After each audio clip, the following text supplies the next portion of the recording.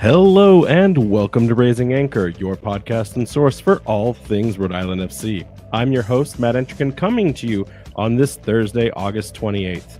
RIFC gets schooled in the third round of El Clamico, losing 3-0 to Hartford Athletic. Are dark times ahead for the Amber and Blue as they enter yet the hardest stretch of the season yet? We're going to find that out as they take on the Charleston Battery a little later this weekend. But in the chair, making his debut, the main event, now formerly a producer, now a co-host, is the one and only Torin Kelly. Torin, how is it going, my friend?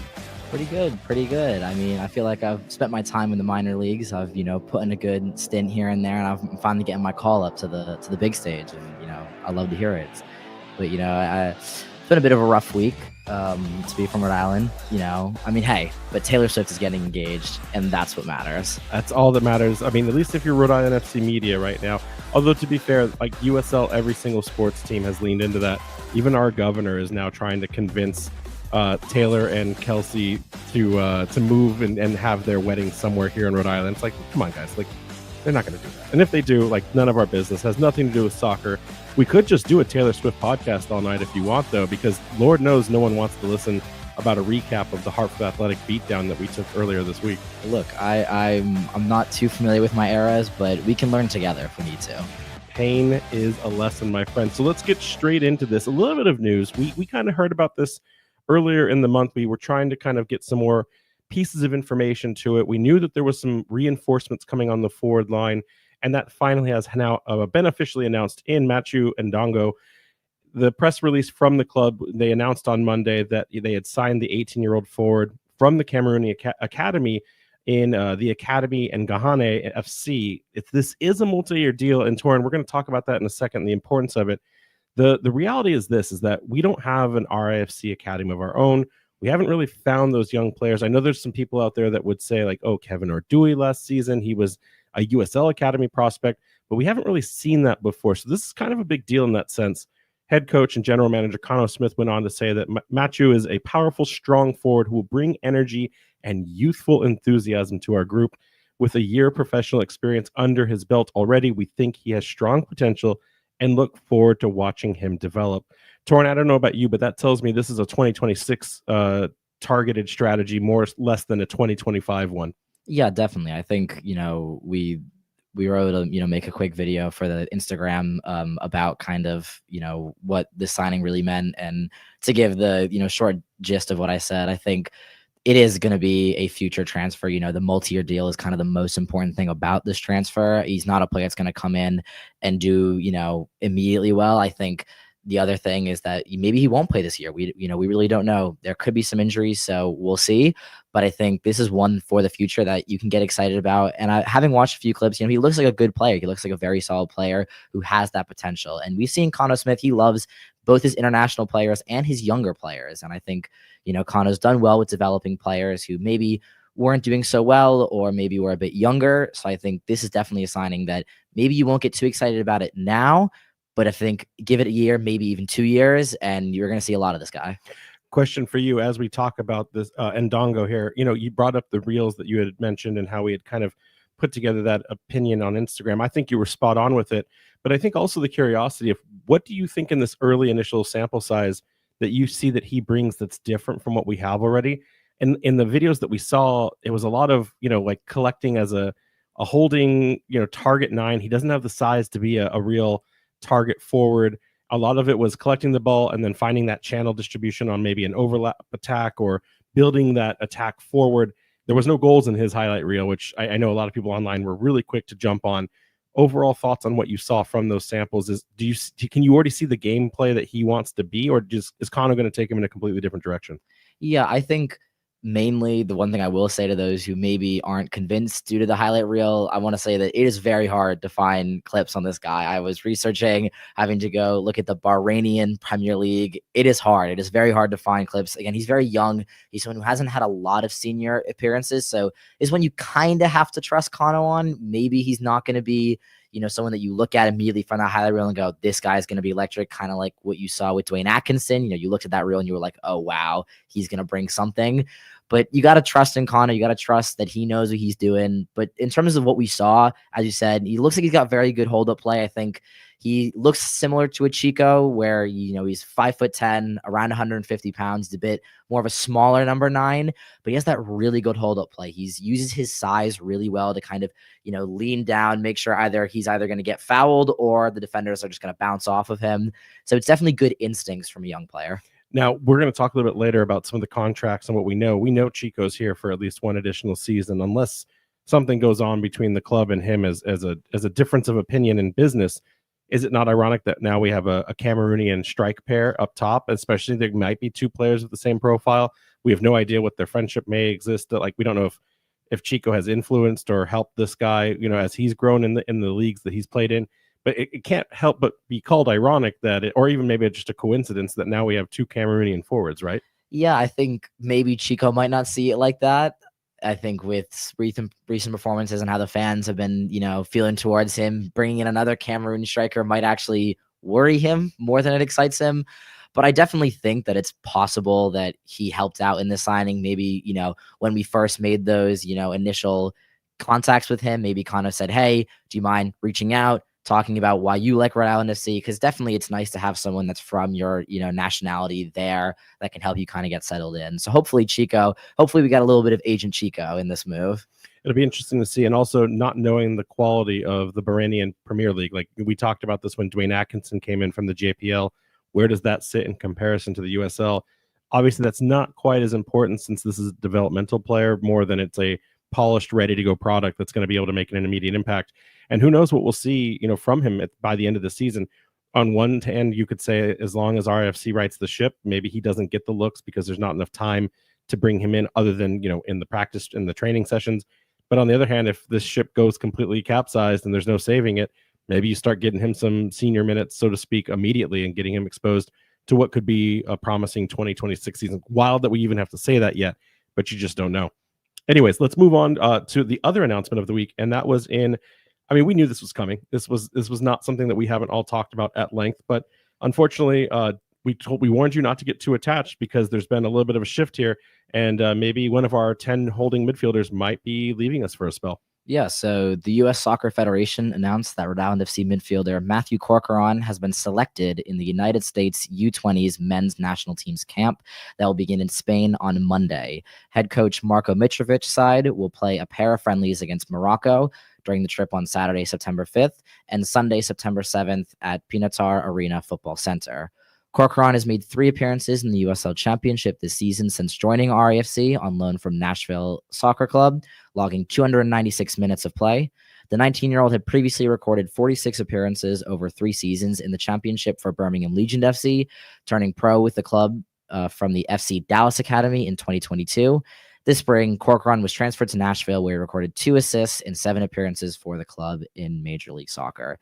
And kind of speaking, this one hurts. I'm not going to lie. I know, you had told me about this plenty of time before it happened, but this one really hurts. I thought that Corcoran just game after game continued to improve, continued to look better. I think we'll look over Hartford, but we'll talk about that later. But in the 3 games before, I felt like he was getting better and better and better. He was looking more important to that team. I said that although I know we have way too many central defensive midfielders, I get it. We kind of needed a player that was confident receiving the ball from the back line, good with his back turn. He could kind of turn, was very press resistant. That was the word that I would feel like I was always using when talked about what signings I wanted to see us make.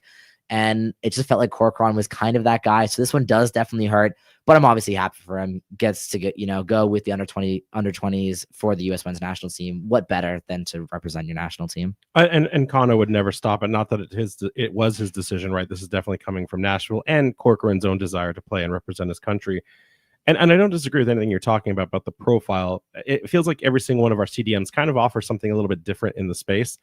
I guess for me, looking at this from the outside in, knowing that we were going to lose him no matter what for the friendlies, hard yet to determine if he makes it into the squad that will go on to play for the U20s in the club, not the Club World Cup, but just the regular U25 World Cup a little later. And that kicks off, by the way, I think we're on September 27th or 29th. Yeah. And then it runs for the 30 days into the end of the season for Rhode Island FC. My issue here is the fact that we talk about what this player was going to bring. And obviously, if you can bring an MLS caliber player down, you want to do that. But now, with these 2 friendlies gone, the chance that he does get a very rightfully deserved spot on that U20 roster, That leaves us with 4 more games that he can play across the regular season for us. When you bring a player like that in this late and he gets this many starting minutes, does that hurt or help this team overall? I know you could say collectively, like, oh, well, if the results are there, it doesn't matter. But now you're going to have to figure out how to play without him for a majority of the games you have left this season.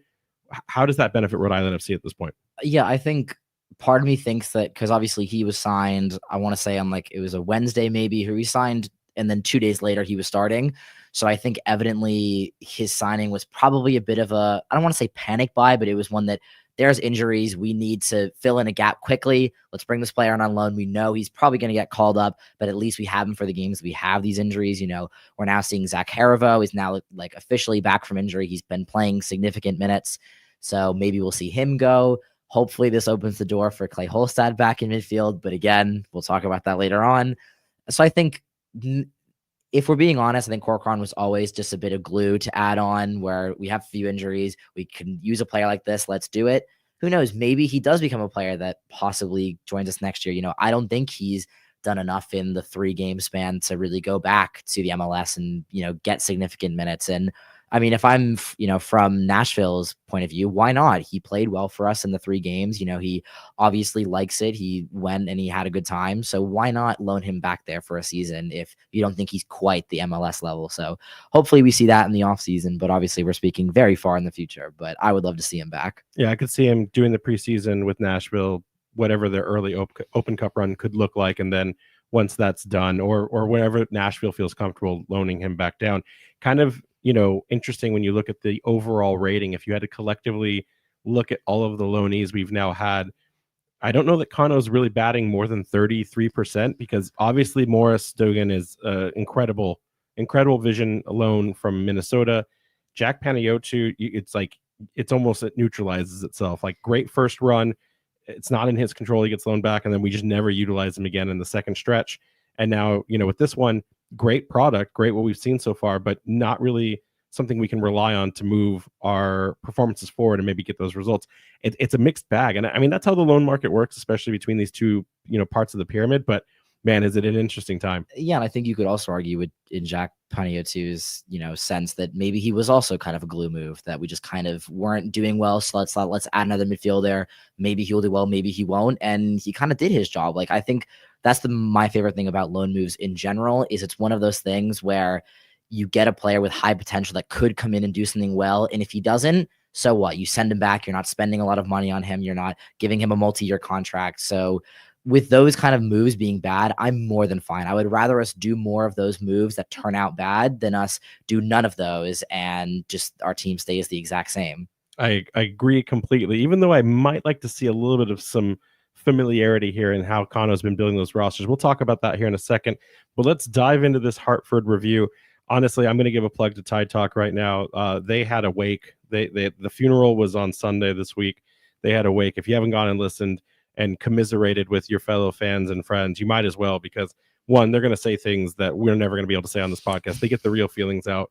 And then two, you know, like there's lots of insight over there. I mean, they're 5 strong, all complaining. Like you can go through a lot of damage there. So I'm going to give them their flowers for the week. But we do want to get into this. So Rhode Island FC fall in spectacular fashion to Hartford Athletic's B squad, by the way, not even their main squad, losing 3-0 after letting in an early Samuel Carriega 5th-minute goal that RIFC could never recover from. And unfortunately, RIFC would then later see 2 more get past, one from Kyle Edwards and then one from the newcomer, Owen Prestis, the little brother of TJ Prestis, in the 73rd and 89th minute, respectively. And then just, you know, cherry on top, we go down to 10 men. Torin, we were cautiously optimistic going into this match that the lads would rally. 1, because of the optics of what El Clamico represents, this rivalry. 2, the fact that, like, so far when you looked at it in the season of El Clamico, no team had outright won. I know we all consider the second Jägermeister Cup match of El Clamico losing in penalties, even though that's a draw. We all look at that as a technical L. But then on top of that, we kind of also doubled down on the fact that Hartford goes out and loses their star striker in Mamadou Dieng right before this game. And like it gave a little bit of hope. And they tell you, I mean, you're studying in London, you know the rule, man. It's the hope that kills you. And I just got to ask, how in the world did we get into this situation where Hartford rotates 7 players from a midweek away game in the Jägermeister Cup to a match that sees us get completely swept off the pitch, completely and utterly destroyed. And by the way, they scored their first goal and played a majority of their match with no forwards, and they still beat us 3-0. What is going on here? Do we just stop the recording? I think we're good. We can just move to Charleston. I think we've talked enough about this, but honestly, it like, and as you talk about Dieng, it just reminded me of, I felt like I was talking to every single person in that tailgate right before, and I remember just thinking, they have lost so much in Dieng. And when you look at them compared to when we played them in Drew and lost in penalties, they have physically gotten worse. But when you look at us from then, we were on a 3-game, unbeaten streak. We had only gotten better from there. And then for, that to happen after is just crazy to me. And a quick stat, Hartford's 5th minute goal snapped the club record of a 3-game shutout streak across all competitions for Rhode Island FC. And that was the big shock. And I know we're going to talk about it later, but I at least thought, and I foolishly said this, that I did not think that there was any way that Hartford scored on us without it being a set piece. We were weak on set pieces, but from open play, defensively have just been great, all the way from Koke to Hugo, Karifa, Amay. We just looked so good defensively, and it just felt like a crazy shock out of nowhere. And to fire you back with a question, I know we've asked this a few times on the show in this season, but was this the worst game in Round FC's history? I mean, technically, no. There have been games where we've been outscored, or there are games where we have been tactically just manhandled. But realistically, but from the optics alone, this is not a game where you are allowed to lose in the first place from a fan opinion. And then in addition, you can't lose that poorly, right? And like now, if you look at it in the grand scheme of things, we are perfectly in balance with Hartford in terms of all-time record. We have a 3-0 loss to them. We have a 3-0 beating to them when they were at Burns Stadium last year. A 1-1 draw, a 0-0 draw, a 2-2 draw. Again, holding on to the technicality there. Yeah. Ironically and unfortunately now for this match, with this win, if for some reason Hartford loses some steam, doesn't sound like it. We talked to Oliver on the Blazing Musket podcast that Jason was on earlier this week. Sounds like they're already going out to getting a replacement striker, spending some of that money. Not that they apparently need it, although I will argue Kyle Edwards does not have enough gas in the tank to go a full 90. That's why we never see him make it past the 65th minute mark, or he comes on as a late minute sub and does incredible damage. I think Edwards has like 9 or 8 goals now, and we know where our goal production is. It's non-existent. It's just really tough to lose to that particular team. I would say that this game, it was no different to the run of form we have seen, where and fans have been talking about it in the Discord. They've been talking about it online. Again, Ty talking. I'm going to talk about them again for a second. We have no strategy to move the ball forward. We have no ability to cut lines. We have no vision. We have no tactic where the players feel comfortable to go and take a look at net. And it is getting worse and worse because I've said this, you've said this in like the production calls. Jason says this all the time. Like, we would rather lose a game 3-2 so that we can see the mechanics and work. Like, we can understand what they're trying to attempt. Right now, we herald this defense as all of these clean sheets and having one of the lowest at or against records in the championship. But the reality is that comes at the expense of 5 to 6 defensive players. We're abandoning the front line, so to speak, on a majority of the time. And it's not just injuries. We got to stop using the injury as the excuse that was this club maybe 2 months ago. That is it no longer. And so, was this the worst game ever? No, I don't think it was. But from my heart and my feelings, I think it's just again, you just talked about that streak being snapped, but like, what's that other streak? We haven't scored a goal since July, or since the Hearts of Pine game. Oh no, sorry, that's not even true. We haven't scored a goal in championships since the Birmingham game on the 5th of July. Like, that is wild. Like, that can't happen. Maybe we need a sold out stadium to score goals. I mean, if you ask John Morrissey, everyone buy tickets. Everyone please buy Round FC tickets. If you ask John Morrissey from USL Tactics and Backheel, that's the only thing that was our positive. Like, he wrote a complex, detailed article breaking down each team, like what they have going for them, and every team except for us had some brilliance or some spark of hope in their tactical structure and their individual player performances. We have Centerville Bank Stadium, and guess what? Our record there, by the way, is like 4-6-5. Yeah, you don't want to know. Yeah, that's nothing to be proud of. That's not a fortress. That's nothing to accomplish. So I don't know. I'll fire it back to you though. Did you think that was the worst game ever? Definitely. I think in terms of like not looking at the stats, not looking at anything, just how I felt in that stadium, it doesn't even come close. I feel like to how like to lose 3-0 in Hartford. Like I don't know which would have been better if that was home or away. Like the fact that you traveled all the way to Hartford I was feeling good before the game. As I was saying earlier, they had gotten worse, we had gotten better. And then to lose like that, where it just felt like the players like lacked a mentality, this winning mentality. It felt like at times that some of them didn't even want it. It was depressing. It really was. And like you were saying earlier about how, we kind of had this meaningless possession. To give you stats from that game, and I know I just said, I've given you the emotion. Now it's time for the stats. We had more possession, 67% to 33, despite being with 10 men for, I believe it was 10 or 15 minutes. More than double the amount of passes, both attempted and complete, yet 0 big chances and 9 shots, which equaled them. Only 1 on target. You know what? I watched the game. I don't know the 1 on target because if it's the JJ header, it was the JJ header. So I don't think that was even on target. It came off of I think Siaha just had to grab it because he would have won the crossbar challenge for the night because that's all we can do. It also came off he headed down onto the defender and up. So does that even count? I don't think it should. Does that count? I don't think it does. And like, listen, also too, like we talk about, what would have been worse or better. Getting a worse result where they would have done that to us at Centerville Bank Stadium, that would have been objectively far, far worse. But at least I would have only gone 10 minutes home. That drive home was just depressing. I was emotionally crippled. People saw me after the game. Some people thought I was like upset because of the loss. I had a whole other thing with some really good human beings. I had a really good interaction. I was really excited. It was just really, I was in an emotional state. But like the reality is, like, we also recorded 2 hours of footage of us trash talking Hartford. I can't use any of it. Like, I'm not going to stitch together a fan chat with everyone and all of their fun takes when we there's no point. There's just it's an emptiness inside now to do that. Do the people know how many Hartford fans we went up to that denied us? Way too many for that game. Way too many. That would have been, it's another thing for the vault. Maybe one day it'll come out, but the next win, I'll just clip it all. No one will realize which match I was recording it for, and I'll just recycle it for that one. Love it. But like, let's get back to this though, and let's talk about the tragedy that was this match. I think it's not the worst part, but it's like the most unfortunate part, because now we're all starting to advocate for our Defiant 1636 players of the year, which, by the way, if you're not a Defiance member, 1, you should be, but 2, in addition, like, you get to vote on something really important where we give a player the Player of the Year award. And so right now, everyone's starting to advocate like why they think who and how. I'm all team Aldair Sanchez, and I know there's other ones out there. I'm only going to platform for Sanchez because I want to operate within the rules of the spirit of the game.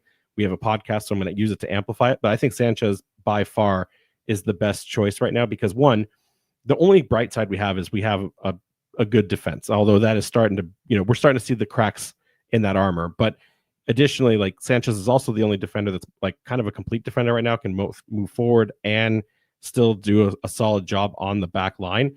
The reality is like, I almost don't want to give any player right now the Player of the Year trophy because, like, what is there to be? Can we give it to Chip?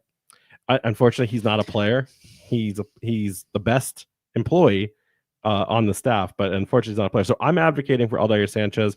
I know there's some others out there rooting for some other people. I hope Sanchez gets it. But then you go and see him get a red card this last weekend, and it was like he had no choice because Amos Shapiro-Thompson gets bodied in the midfield on a bad read of a ball. Sanchez is the last line of defense. I want to ask you, he gets that red in the 84th for Dogso. You're already down 2. Do you do that? Like do you do that, or do we need you now for the next game? Because now we don't.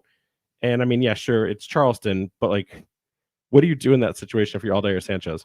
Honestly, I think a lot of people around me in that stadium were very confused because I loved it.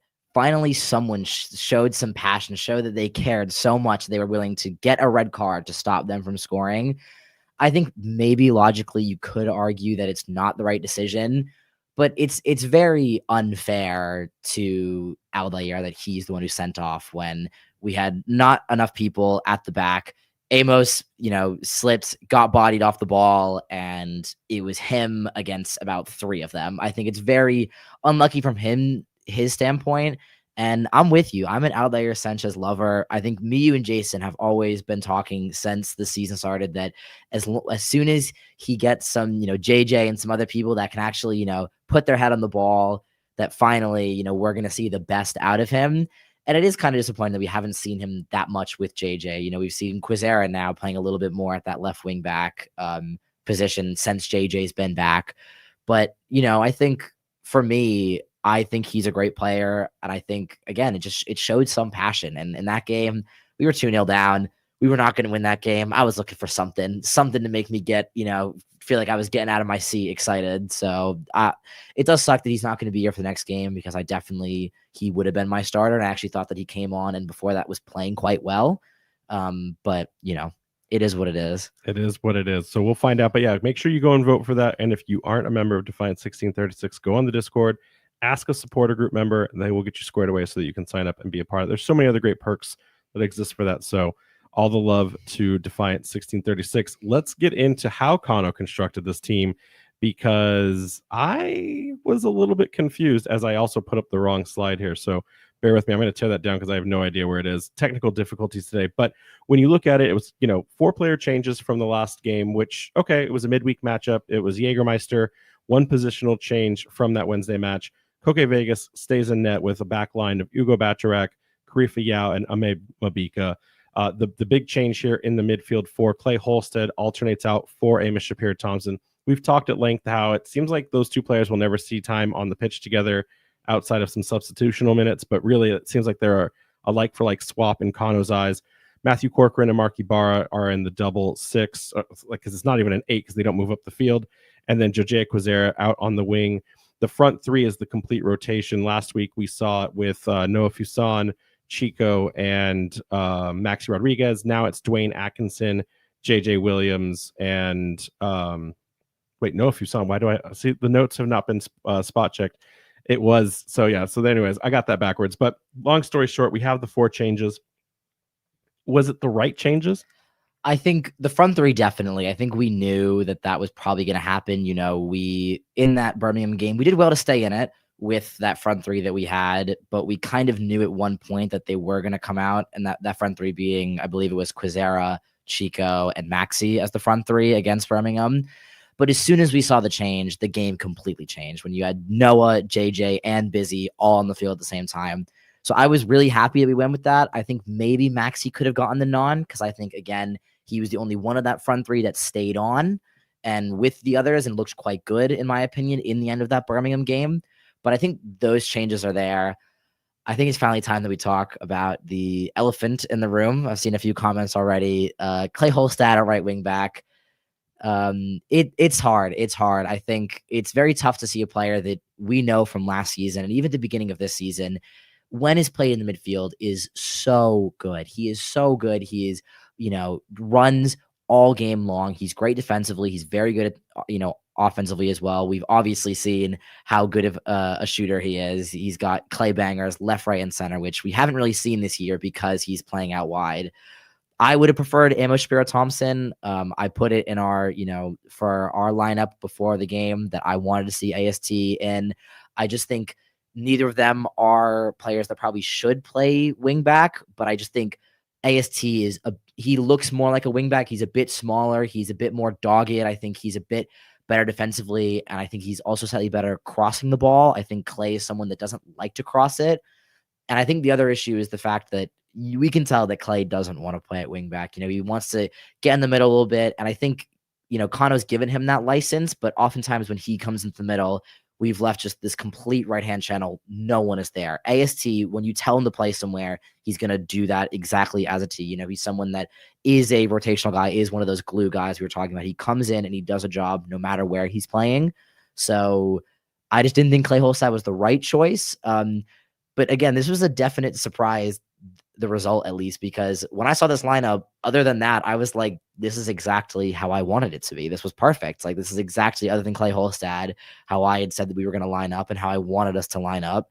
So it was definitely a bit of a shock to see the events unfold with this starting 11. Yeah, I would argue that, the Holstead part is absolutely correct. we've never really figured out the right side. I don't know what Danny Rivera did to Cano Smith. Justice for Danny Rivera. I don't know. I don't know what pictures he has. I don't know what like tax like evasion data he has. I don't know what Danny has done. But it's so weird to see him go from being not always a starting right back, but at least in the rotation and every match for the most part, getting sizable minutes last season with one of the best defensive teams in the league.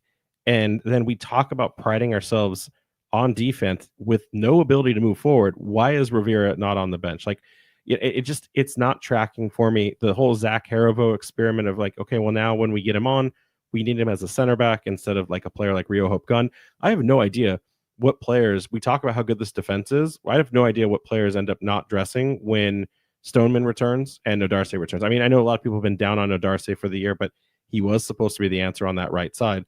Like we're just going to get further into the talent pool and still get mediocre results, but like who keeps getting pushed out?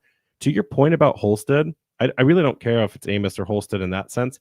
What I want is I want to see Holstead, Ibarra, and Harivo back in that triangle in the midfield. I wanted it all season when all the players could be healthy. We haven't really benefited from that because Ibarra went down very early in the season and then Harivo. And like we thought Maxi was this saving grace that we'd see in that midfield. Didn't work out. We now have Corcoran. He's not going to work out long term. I just don't know why coach won't try that midfield trio because like you said, Clay will tuck in. Clay will look for the ball. He will run into spaces and create some of that shakeup that made us so lethal last season where, we didn't have a double 8 and a 10. We had 3 8s that would just rotate and occupy whatever space that was needed. So you got a little bit of a different sample size as each of those players brought a different dimension, harder to man mark, harder to keep a press on when you can rotate out of so many options. Now, some of these players play in like their roles and their positions, and some players don't follow the script. And we seem so disconnected at times. We see players making passes to no one because it's like, well, you're not on the same wavelength that I am. It's so confusing to see. And you'd think now with only 10 games left in the regular season, by now these players would be on the same page. Like enough time was spent in training. They seem more discombobulated than they have ever been. And it's a problem. It's a problem. And I agree. I don't want to see Clay out wide at all. I want to see him tucked in and have the freedom to partner with his other midfielders, have a forward drop down, create some combinations. And if he can't get the ball forward, take a look at goal. It just doesn't happen when he's playing out there on the right side. Yeah, and but also to play a little bit of devil's advocate. We want to see that midfield 3 back from last year because they did so well. But I would argue our 2 best midfielders this season, and again, this can be argued, are Maxi and AST. So, well, yes, those 3 were so good last year. How can you rob those 2 who are on the better form of their spot in this team? And obviously, Corcoran is leaving. But if he wasn't, he also, I think, has been one of our better midfielders. So how do you rob him then? Like he's been on such good form of his spot in the starting lineup. I would understand, AST at right wing back and then moving Holstad into the midfield 100%. But I think it's this new kind of experiment of instead of playing with 3 midfielders and 2 forwards, we had JJ and Noah kind of as that, front 2 at the end of last year. We now have 2 midfielders and then a front 3. You have, 2 kind of makeshift number 10s under JJ Williams. So the fact that you just said we have 2 number 10s, I think should anger the entire chat right now. We have no 10s on this team. Yeah, makeshift false 9s is maybe the better word. We have 3 strikers and then they kind of do what they want to do which is do nothing. They want to do nothing apparently then. No. And so yeah, I agree we should definitely go back to that 5-3-2, 3 midfielders, 2 strikers. But I think it's tough to say that you go back to that midfield 3 when, you're leaving out Maxi and AST. I think it's a much tougher job than people are giving him credit for. I think there's so many we have a big squad. And I was going to mention this when we had Ndongo coming in, when we were talking about that, but this is a very big squad. We've talked, how many Defiance members have talked about how many midfielders we have and how many center backs we've had.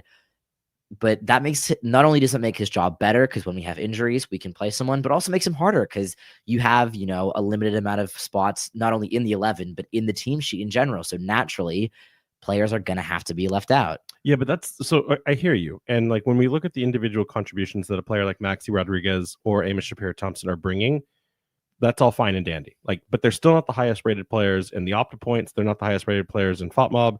And when you look at their passing percentages, and if I had known you were going to call me on this, I would have left the window open.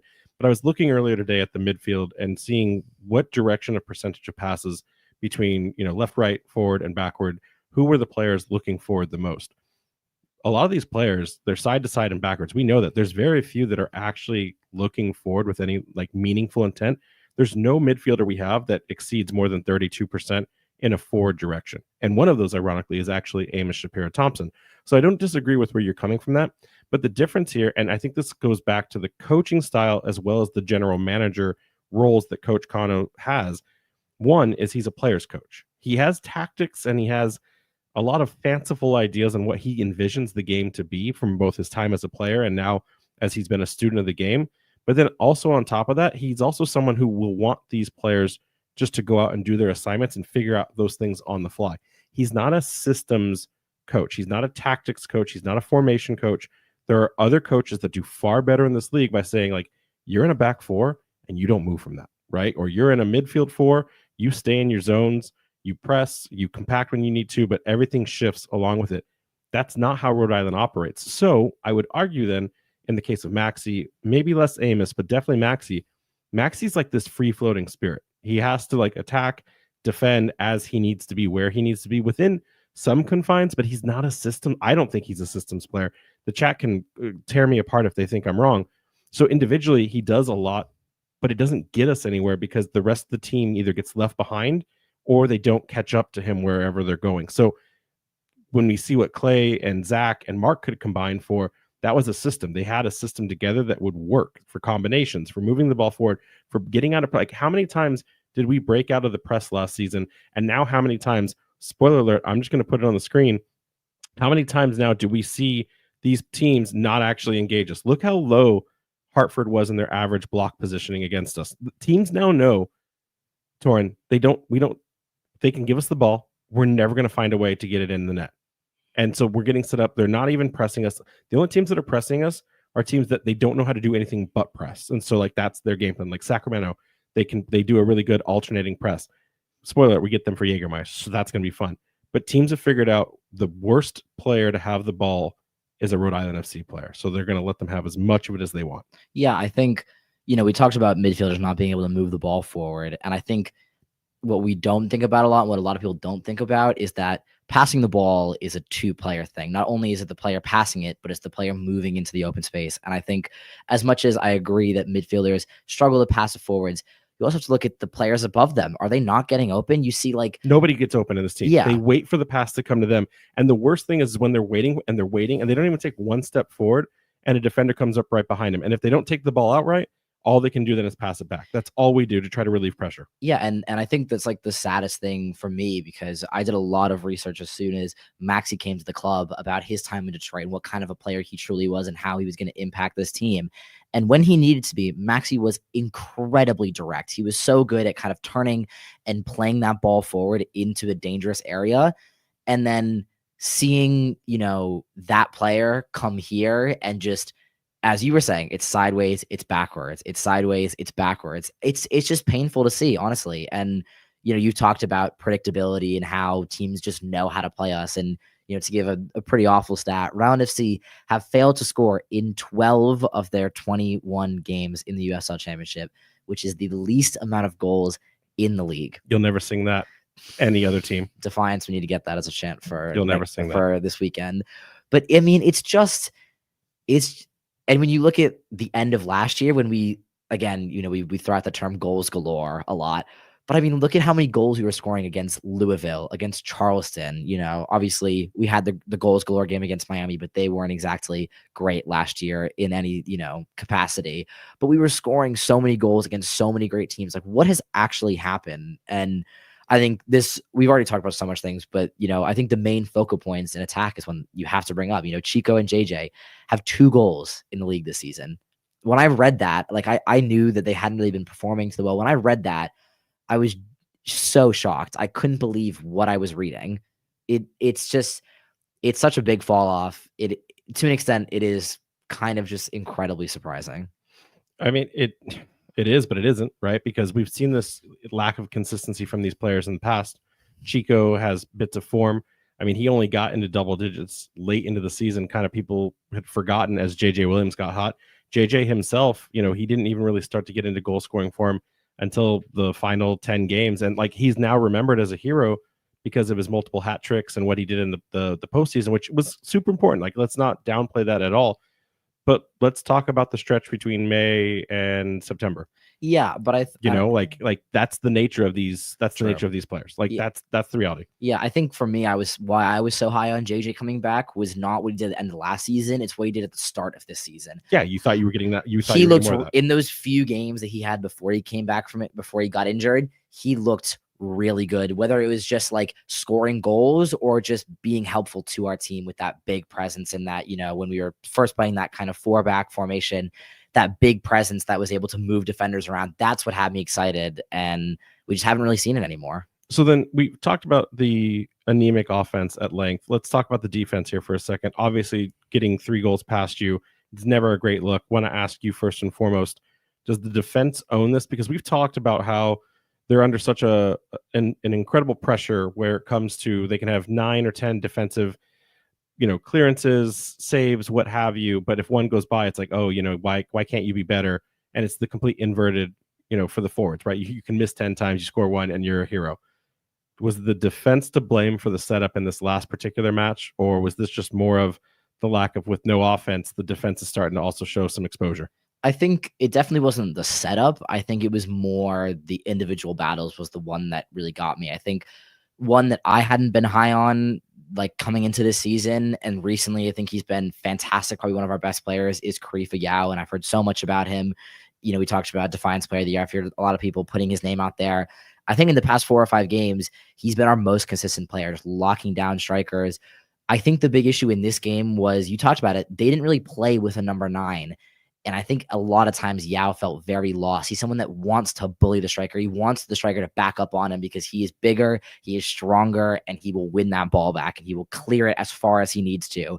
But when you came up against a team that didn't really play with a number 9, played with kind of a false 9, like 3 kind of wingers, I guess you could say, as a front 3, it really stumped this back line. And I think, as much as I hate to say it, credit to Brendan Burke, because I think just tactically it was the right decision. And you saw it all game that defenders weren't quite in the right, frame of mind. They weren't doing the right thing. They weren't in the right position. But I also think it helps the fact that, when you're 1-0 down and you don't have a single shot on target, you're kind of, it makes you depleted mentally. You just don't, like, how do you think, oh yeah, we're going to get back in this game. If I don't concede anymore, we're going to win this game. We're going to go get this game back. And I think you need that attack to be, it works both ways. You need the defense to be able to relieve the attack when they're not playing well, and you need the attack to relieve the defense when they're not playing well. And I just think, the latter we have not seen at all. Yeah, I agree. I mean, Bacharak was coming in on a really weird angle. Like, his coverage was off. Obviously, Hervo gets burned on the Edwards pull down, which you could say that was a little bit of a masterclass in how Edwards handled the ball too. And then you could also argue, in the chat's been saying, Hervo had no business being on the back line because we want him more in that midfield. It's just a shame because, like, you want to see the defense get their opportunities, get their flowers, but now it seems like we're regressing even on the back line. And this team's not supposed to regress defensively when we have as much talent as we do. So that is problematic. Do we think Hervo's permanent role now is in the back line? Definitely not. I think this is just the fact that Stoneman and Nadarse are out. And I think I know a lot of people don't like Hervo in the back line, but I'll give my defense for it. I think he's a great substitute, because when you're trailing or when you are drawing, to have a substitute that is much better on the ball because he is a midfielder and he can drive forward with it is really important. And I think that you can always rely on, if you are a midfielder and you are getting pressed, you can play it back to a player is good on the ball, is comfortable. He can play out very easily. He's very nimble. He's shorter than, Karifa, May, and Hugo, who are all massive. He's shorter. He's more nimble. He can get by players. So I think as a substitute, I like it, but it's definitely not the final plan. I think Stoneman and Nadarse are out. I think easily, if he's not at right wing back, Nadarse is that sub normally. So I just think this is an injury thing. I don't think people should be looking this far into it. We'll see. I mean, honestly, I think you're right. He tactically, as a utility sub, it makes a lot of sense. But I think also too, when you get burned 3-0 and you have other dedicated center backs that you didn't even bring in for the game, it's kind of like, well, okay. And especially if Hervo contributes to one, Obviously, it's a single game. You can't take that as just one sample size, but it's still difficult to see, especially against the Hartford team that you can't beat, let alone lose to. So I want to ask you this question, Coach Kano. We have been for months now, I won't say fighting the narrative because the narrative isn't ours to fight. We have been watching the narrative take shape as some fans very early on didn't like Coach Kano, were asking for his removal. We all said that was absurd. Started to get a little bit of steam because the results started to not kind of go Rhode Island FC's direction. Now it seems like we're at the precipice. I'm seeing more of it than I've ever seen before. I'm seeing people complain that he's not the right guy for the job, whether that's in both the roles he has or in one of them, whether it's the GM or the head coach role. I've never seen so many people directly say it's time to move on from Coach Kano Smith. And likewise, I've never seen so many people just suggest it but not want to say it out loud. So I'm not asking you to say it. I'm asking, is he in the hot seat now, or is there still plenty of runway for him to recover and get through this season? It's obvious if the team he's constructed isn't getting it done, there's a lot of accountability there. But then also you look forward, we're only one place out of a playoff berth. We could still potentially win all of the Jägermeister Cup, even though a fourth El Clamico terrifies me right now. Where are you at with Coach Kano Smith? Yeah, I think I don't see how he's not in the hot seat, purely because even if you don't, like, as a front office, you might not look at the tactics. You might just look at the metrics: wins, draws, losses, cup. How are you doing? When you look at that and you look at in an offseason where, yes, we lost Morris Dugan, that was a big loss. And I know some people have talked about Doyle and Turnbull, also leaving, but they were not starters in the end of the season when we were so good. So you've lost one regular starter in Morris Dugan, and you have brought in so many good players. You look at Maxi, who was arguably the biggest signing in the USL Championship. He was the guy to get. Everyone wanted him. He was one of the best players last year in the USL Championship. So it was definitely, a great move. I think Hugo, obviously, it's very sad that he was hurt, but he's come back and he's looked great. Danny Rivera, even Rio Hope Gunn. Do you see the transfers now? Corcoran, Busy, now Ndonga. How, as a front office, you can look at all of that and say he's not on the hot seat? I don't think that's possible. I think naturally, when you digress in a season, in every metric, we have more losses, we have less wins. I don't know if we have more. Do we have more draws, or no? We have less because obviously we have draw kings, the losses. But when you look at almost every metric, and we are slightly worse, other than Jaeger Cup, I think naturally he's on the hot seat. I think he'll definitely feel like he's on the hot seat in terms of, I think he is a winner. He's had, having very little conversations with him. He, has that winning mentality. He knows that what is happening isn't good enough. And I think he himself will think, I need to be doing better, as if he was on the hot seat.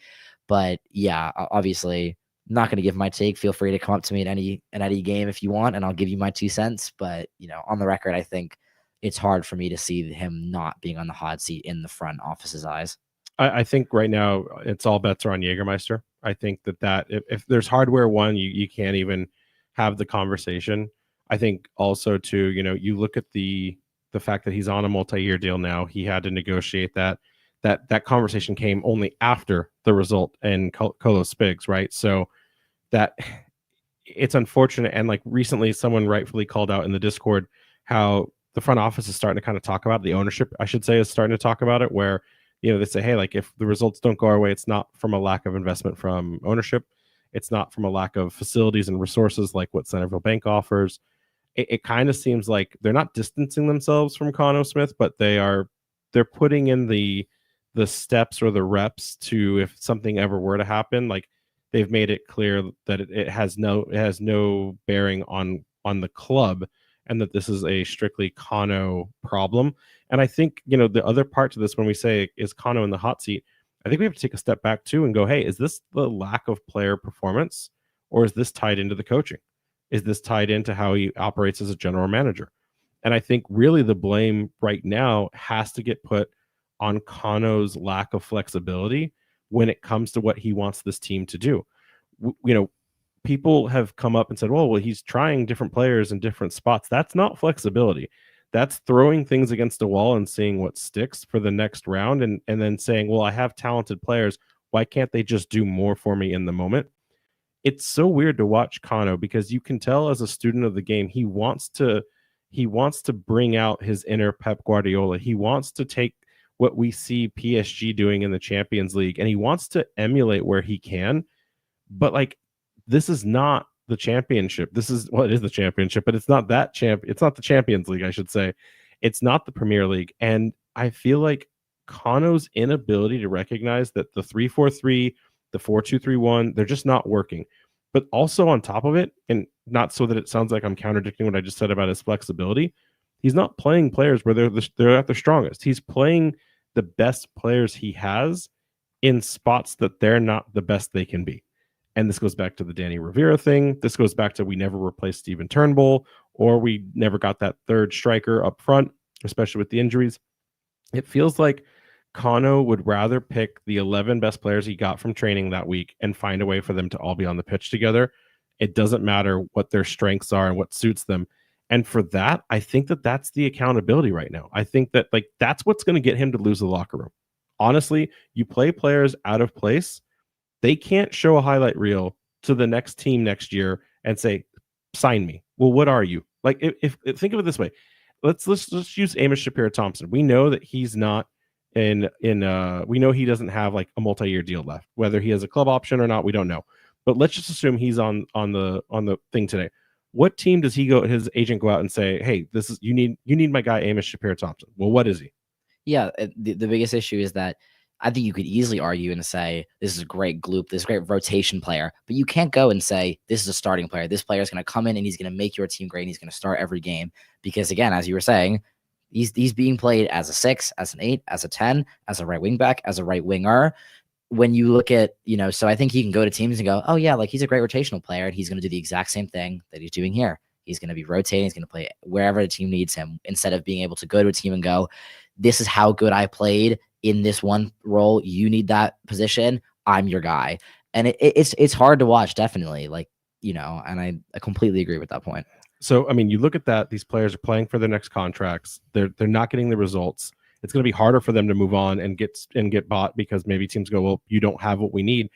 I'm not saying he's lost the locker room, but this is the first step in that, right? If you can't get these players into positions where they feel supported and they're seeing, again, something that showcases their skills, it's not going to end well. So then at that point, you have to ask yourself, okay, well, if the results aren't happening, the players aren't happy, and you're on these multi-year deals, what do we do? Because you're also the GM. You constructed it. You didn't inherit the squad from someone and say, make this work, put the circle peg in the square hole.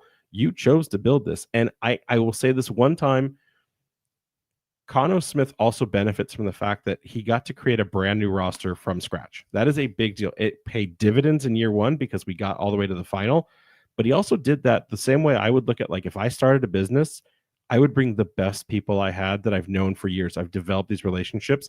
That's what Coach Kano did. And granted, he's a young head coach. Like, this is still his kind of first rodeo, so to speak.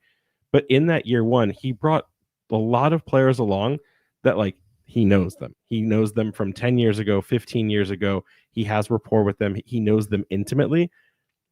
As we've seen this kind of move on into year two here, signing players like Maxi Rodriguez based off of the scouting data he was looking for, based on the fit, the ghost squads he was constructing, lots of players that he's not nearly as familiar with, and they're not paying off. So, like, I have to wonder, like, where does he go next? Because some of these players are on multi-year deals, some of them are not. But is this good enough? And the answer right now is it's not. So does Coach Kano deserve the rest of the season? Yeah, absolutely. There's, with 10 games left, there's no ejecting him in the world that makes sense.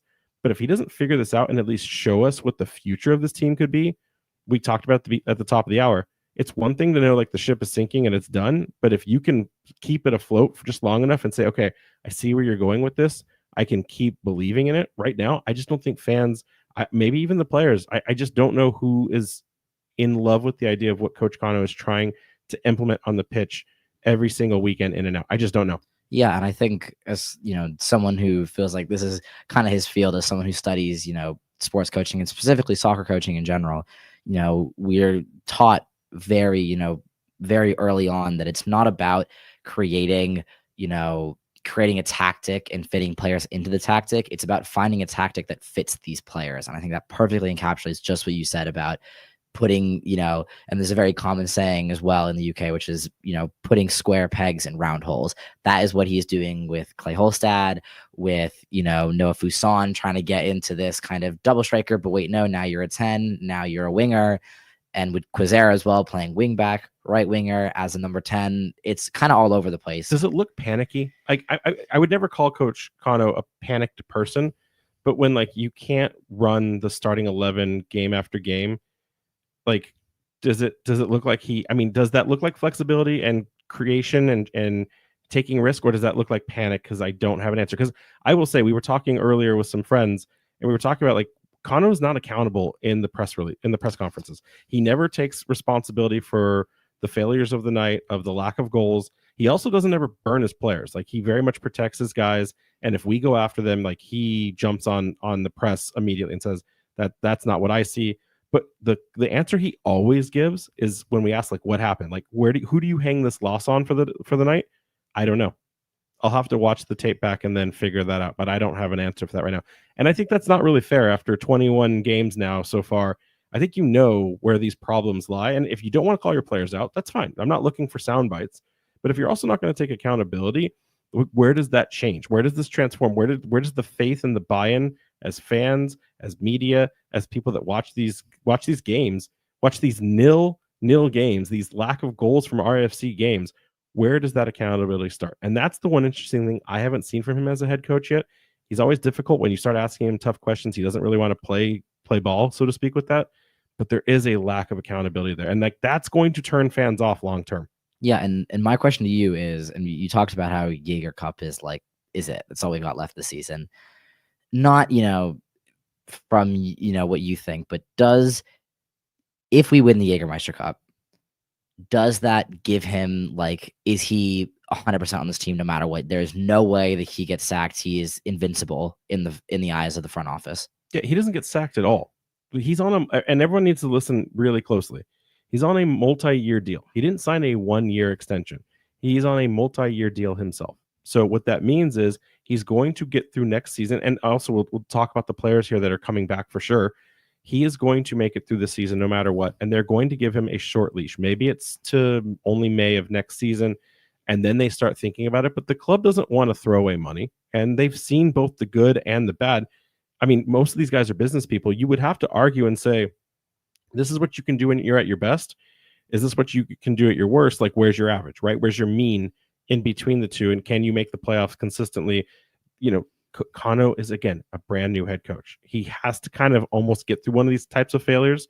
And so, like, does he deserve the grace? Sure. But like, also he's got to show a willingness to move on. Like, that's the missing part for me. I'll reword the question. If we win Jaeger Cup, does the front office view this season as a success? It's a win? Oh, yeah, 100%. So 100%. Because, and again, hashtag not a Premier League podcast, but you can easily draw some, comparisons. You can say Tottenham out loud. To Ange Postecoglou at Tottenham, coming 17th, but winning a trophy, and he ended up getting sacked. They didn't view it as a success, but does this front office then view this as a success if we get a trophy? I would say yes on two fronts. One, hardware is hardware. They may never be able to win this again. But number two, and Kaylor Hodges brought this up, and it was really important, I think, when we talked about it, when he was on the show, there's money attached to the Jägermeister Cup. There's no money attached to the USL Cup.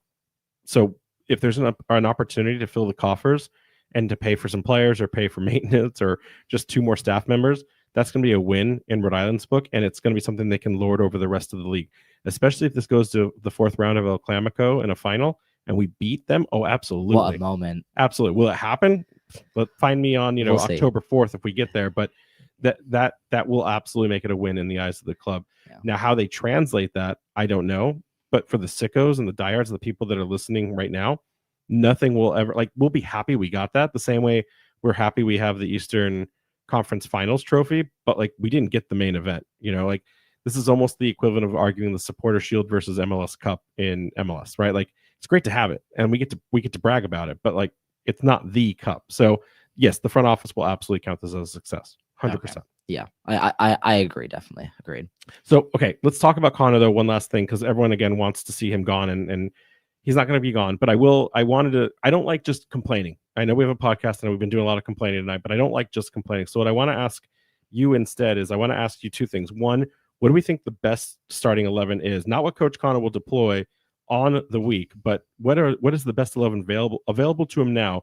And then also, how can he fix this team in the moment with like a couple of just like, 9 out of 10 doctors hate these 3 easy tricks. So let's start with the tactics first. I'm going to go first. I think that Rhode Island FC can be fixed in 3 easy steps by 1, making the necessary tactical and formation changes that suit the player strengths that we have.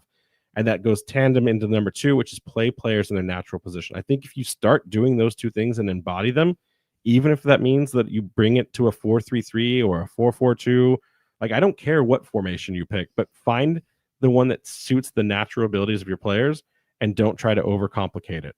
If that means that, we let a few more goals in and we give up some of our defensive prowess, I'm fine with that. Like, let that happen.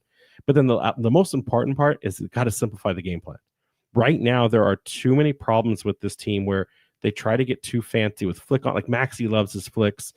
Chico loves to try to flick things on. And like you see players, when they do make runs, they don't get the ball to their feet because the ball never gets there. No one looks up and does the easy thing, or they do something completely complex and the ball doesn't go where it's supposed to go. So I think with those 3 things, like you could see this team kind of unlock a new gear or a new dimension. What do you got? Yeah, I think you really knocked it out of the park with those 3 and got to the script first. So I kind of had to do a little bit more research and look for some other things. But I've gone a little bit more. I've gone niche. Again, I think those were easily the 3 big things that need to be done. But I've got a little bit more niche. The first one, the most important one, which I'd actually say is the most important in general, is changing the mental attitude of this team.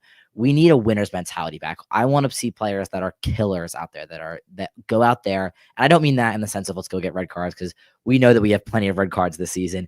I want to see players that have that killer instinct, that killer mentality of we are going to go out there and we are going to win any game against any team we play.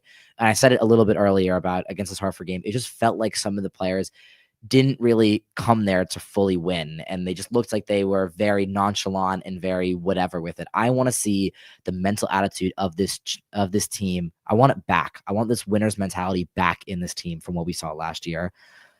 A bit more of an each one, but quicker play. The play is so slow. It's really, really slow a lot of times. We talked about how much possession that we have and how teams are sitting back and not really letting us play because they know that we can't play quickly. So we need to see really quicker play through the lines and more direct play. I want to see players running at other players. I want to see them making things happening, playing these balls through the lines, making things happen. I think that was the big thing when Busy came in, is that he was making things happen. He was running at the back line. He was, opening up space for his teammates by doing that. Even if he wasn't getting by the player, the opposition defense maybe are in the right spot because someone's had to come out to get, to defend him. He's making a run in behind and dragging a player out. Those things are, things that need to happen.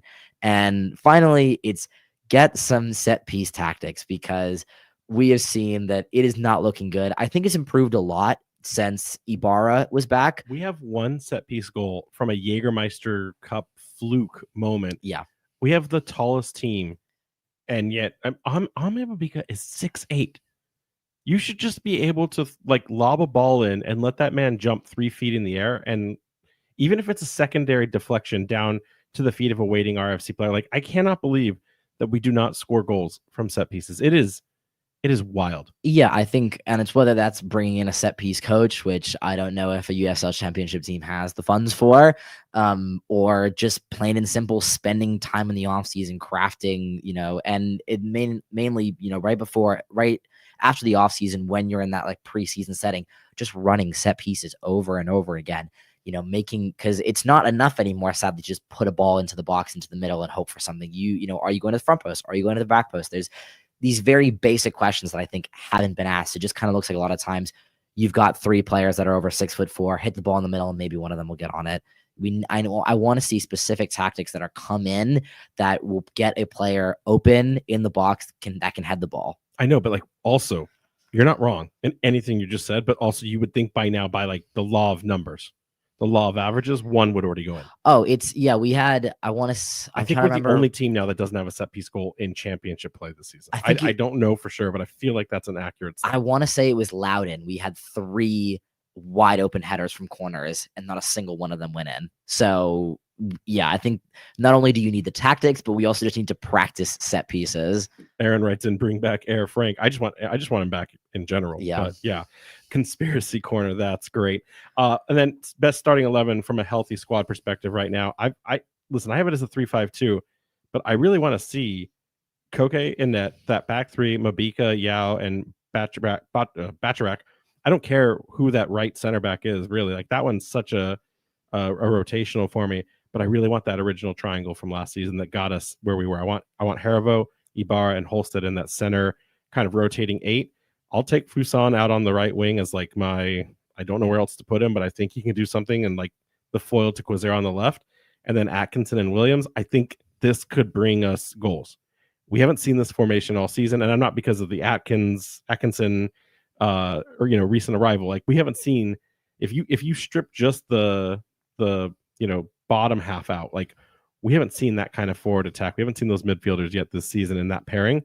That's what I want. You've got a little bit different, but still kind of a little bit of the same vibes. Yeah, I think we've gone very similar. We both want to see that 3-5-2, 3-4-1-2, whatever you want to call it, lineup back out there, formation. Obviously, Koke Vegas in that. I've gone with the same back three of Ame, Karifa, and Hugo.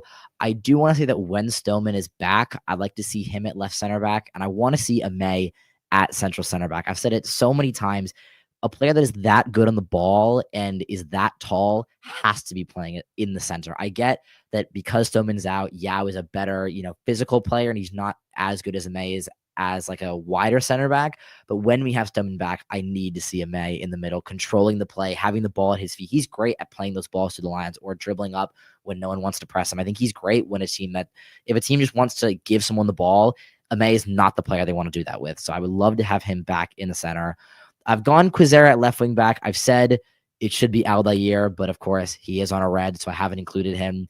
AST is the clear option at right wing back, but I have put Justice for Danny Rivera. I did include it because I just didn't think that it's likely that a player that hasn't even been on the team sheet in the last 3 weeks is going to start. But Justice for Danny Rivera. I've gone Corcoran and Ibarra. I think maybe you could advocate for Clay Holstad being back in this midfield. I think especially when Corcoran goes away, I think you definitely see Clay Holstad slotting back there. I've gone with Maxi. I've seen you haven't. I think we definitely have some different beliefs. We already talked about a bit about the Maxi love. I think Maxi, when he's allowed to do what he does, is fantastic. You tell me what he does one day, and then I'll believe it. I think he's a great player, and I think he does a lot of great things. I just think he hasn't been in the right system yet to show you that. Exactly. I agree 100%. And you put Ibarra and Clay or Ibarra and Matthew beneath him and let him do his thing, similar to what we saw with Zach last year. But we've seen him in this system somewhere, Torin. We've seen him, maybe it wasn't all of these players, but we've seen Rodriguez touch all of these players. The only thing we haven't seen is him out of it and our original center midfield trio from last season. I think that's fair. I think the big missing piece when we saw him there was Mark Ibarra. I think he's that missing golden gem in the sense of he's just defensively solid, doesn't really care about going forward, just wants to be that defensive rock. And we haven't really seen him in a midfield three with Ibarra. We've seen him paired with him, but again, I don't think that gets the best out of him, still has. But when you have Ibarra and Clay who are going to do the running for him, they're going to get stuck in, they're going to win the ball back, and then just give Maxi, let him do what he wants. I still believe that I think just based on quality, he is one of the best players we have. And of course, I'll go with Busy and JJ up top. I think that's the clear and obvious front two. 100% on that one. So let's get into the preview of Charleston because, we have to do that part as well. Eastern Conference standings, they're not fun anymore. This used to be fun, and now it's not, with the most recent loss and some of the shakeouts of how other teams performed last weekend. RIFC have now fallen back into 9th place and out of playoff contention on a 5-6-10 record. Double-digit losses, Torrin. Double-digit losses. We were complaining when we had 7, and we're like, oh man, we're getting so close to tying our all-time record last season. We didn't know how low we could go, and guess what? We may be going lower. Now on a -8 goal differential with just 15 goals scored, RIFC, like you said earlier, officially the worst offensive team in championship. It's offensive to watch them. We've scored just 2 goals since July 1st. There's the stat I was looking for. And of those 2 goals, by the way, only one of them in the run of play. The other one was the penalty against Detroit. Maxi penalties, man. Yeah, I'm glad he's here to. We have to break down. If we ever could find out Maxi's salary, I'd love to break it down by the amount of penalties he gets and like what's the conversion on how much money is he each making one. per penalty. Oh, love it. The Charleston Battery, by the way, spoiler alert, they're really good. They're like super good, and we need to put some respect on that. The Charleston Battery have emerged as one of the powerhouses this year in the 2025 USL Championship campaign. They've been good since 2023. Funny enough, Ben Pierman kind of knows what he's doing over there. They're now firmly in second place. I don't think any team can really catch them when you look at this breakdown. It's just kind of really unfortunate that despite all of this great performance they have, Louisville, always the eternal contender there at the top of the Eastern Conference standings. Torin, they're on a 14-2-4 record right now. They have 14 wins. I don't think we could get 14 wins by the end of the season. And we have 10 games. I don't even think we can. I really don't. I think we could maybe win 3 of our final 10 matches. I think we don't get more than 12 points out of the final stretch here. They have 14 wins and through their first 20 matches. And this is going to be a bad game. Either this is going to be the turning point, and Rhode Island FC they unlock this thing that, you know, maybe someone talked to Coach Connor and like, listen, man, get your act together or you're gone. Or maybe it's just like, hey, 2026 Jägermeister Cup, it's fine. But I don't know what 14 wins is like. Do you?